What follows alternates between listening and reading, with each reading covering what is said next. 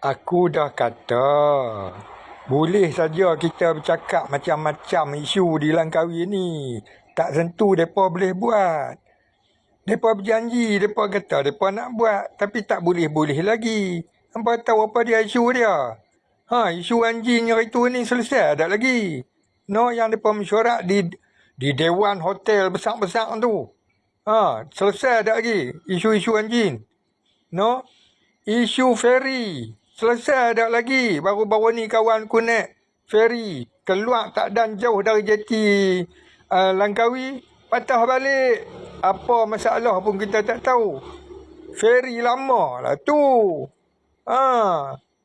Tu isu tuah pula. Macam mana kawan-kawan kita, rakan-rakan pengusaha tuah, ada lagi tak yang berlaku bot-bot besar, bot-bot pukat jeruk, pukat tunda, pukat apa semua, duk tarik sampai dekat-dekat dengan tuas hampa?